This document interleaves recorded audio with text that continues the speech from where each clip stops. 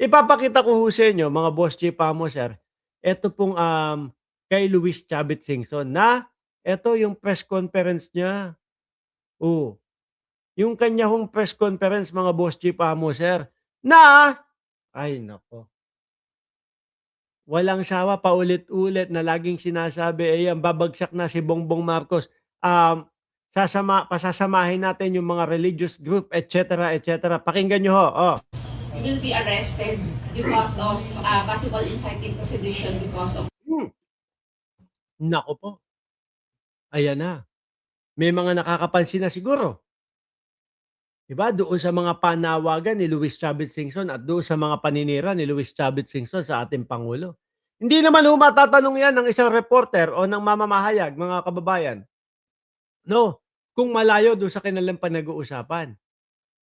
Eh, malamang baka merong mga nabibitawang mga salita na si Luis Chavit Singson na talagang sedition na, inciting to sedition na.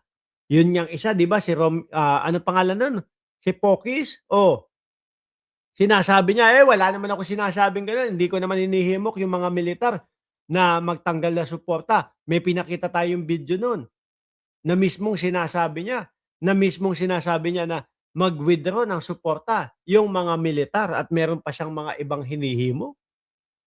Oh, 'di ho ba? Oh, tayo ho kasi mga kababayan, bago tayo mag-vlog, bago tayo bumanat doon sa mga ibang mga corrupt na mga politiko et cetera, inaalam natin mismo, kinukuha natin mismo doon sa mga mainstream media. Hindi ho tayo bara-bara na, "Oh, sige vlog mo 'yan, oh, ganito, ganyan. Eh, nasa source nito." Wala, okey na 'yan basta sabihin mo na lang, ayon sa sa puting ahas mo. Oh, hindi ho tayo gano'n. Ni ilang vlog ho natin wala kayong narinig na gano'n. Lagi pong, "Eto si Mark Ramos, ang screen ko laging kalahati dahil meron tayong materyales na ipapakita para sumuporta doon sa ating mga sinasabi." Oh, 'di po ba? Oh, tuloy. what we have mentioned here. Ako ka, we are not violating anything. Oh, wala naman daw naba-violate si Chavit Singson. Meron bang, violation yung pagdadala, yung paghahakot ng mga tao dun? Hindi ho, kasi napansin ko, nung si Boss Luis Chavit Singson, eh, nandoon sa EDSA, mga kababayan, aba, lakad siya doon sa EDSA. Habang lumalakad siya, nahagip dalawang napakalalaking mga bus ni Chavit Singson with matching yung kanyang muka. Ano gagawin ng bus do'n? Para saan yun? Decolor lang, pampaano lang, kumbaga, pampaganda lang ng lugar, hindi. Ako naniniwala ako pinagsakyan ho ng mga tao yun, mga bossing, 'no? Baka itong mga sila Luis Chavit Singson ay nagdala po at kumuha nung mga, kapwa nating Pilipino walang trabaho, o yan sinasamantala nila yung pagiging walang, trabaho nung mga kapwa natin Pilipino. O 'di ho ba? Ako naniniwala ako may isinakay dun mga bossing na mga, Pilipino para pumunta dumalo doon sa EDSA na yun. Hmm. Eh, di labas si Chavit Singson, lakad doon sa EDSA gano'n, eh, oh. Akala niya ang maririnig niya, "Chavit, Chavit!" Hindi pala, sabit pala mga bossing. Bakit? Kasi ho ang isinigaw nung mamamayang Pilipino o yung mga tao na nandoon, kurakot, kurakot. Sinigawan sa tenga si Luis Chavit Singson nung mga kapwa nating Pilipino na nandun po, na nagra-rally doon sa EDSA. Pahiya. Tapos eto meron pa daw pong susunod ulit. Diyos ko po, ang sakit mo sa ulo, Chabit, 'no?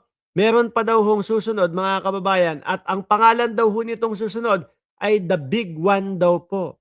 Ewan ko kung saan kinuha ni Chavit Singson yun. The Big One, eh yun ngang huli yung kay ano, Kiko Barsaga nilangaw na, eh. Eto yung press conference mo pa lang, wala nang pumupunta, nilangaw na. Oh, tapos may nalalaman pa kayong The Big One? O anyway, may sagot po si Luis Chavit Singson diyan na kung sakali nakasuhan ng sedisyon, ano daw po ang sagot ni Luis Chavit Singson? Magpapakulong daw siya. Hindi ko sinasabi patanggal si Marcos eh. Ah. Just stand up against graft. Meron siyang sinabi nun, babagsak na si Bongbong Marcos. Meron siyang sinabing gano'n. corruption. That's not inciting. Maski na. Nagagalit. Maski na. Wala na eh. Dead end na naman ako. Wala na akong kapupuntahan dito. Maski na. Oh, maski na ano po. Kung gusto nila ako kulong nyo na ako. I don't mind. Oh, naku eh, baka malapit na yan, boss. No? Base nga dun sa ombudsman natin at base doon sa DILG Secretary, base na din kay Pangulong Bongbong Marcos, bago magpasko, magkakaroon ng kulungan, ng obluhan. Medyo naudlot lang, hindi nasunod yung tamang petsa, panahon, pero hindi ibig sabihin tapos na. May continuation yan. At hanggat hindi na kaklaro, hindi na aayos ng maigi, eh, kabado pa din kayo. Di ba?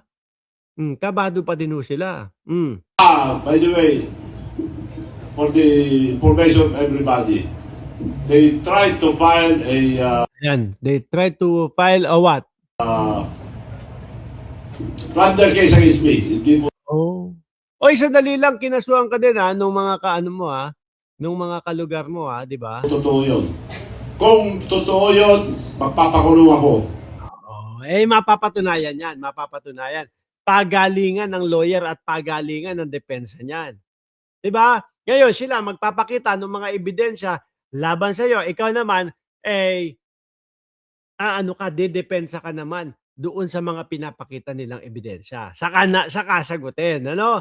Tsaka hindi ho ito yung proper forum para sumagot siya. Miski sabihin niya, nasabihin kung ano man yung sagot niya diyan, hindi totoo yan, ganito, ganyan, bla bla bla, no, para makumbinsi yung taong bayan, mamamayang Pilipino na nanonood sa kanya. Ang ending nandoon pa din sa mga ebidensya kung ano ang kahihinatnan noong iniimbestigahan sa iyo. Hindi na kailangan ng trial. So maliwanag Duterte style. Hindi na kailangan ng trial. Ano yung Duterte style, mga kababayan? Sanay na sanay kayo diyan sa puro yabang. Hindi na kailangan ng trial. Tapos kapag kaya, sige, lumabas na ang warrant of arrest kay Chavit Singson. Wala na, hindi na makita. Magtatago na. Oh. Ganyan na ganyan, yung mga estilo nila Buloyski. Estilo nila Buloyski, sino pa? Sila Tebes, etc., etc. Biglang nagtatago na, di ba? yun na panakot sa akin. Walang plunder. Pinailang plunder. Sabi mo yan. Miski ako, sabihan nila, oy, Mark Ramos, meron kaming ikakaso sa yung plunder. Ang sasabihin ko din, kahit nagnanakaw ako, hindi, wala akong kasong plunder.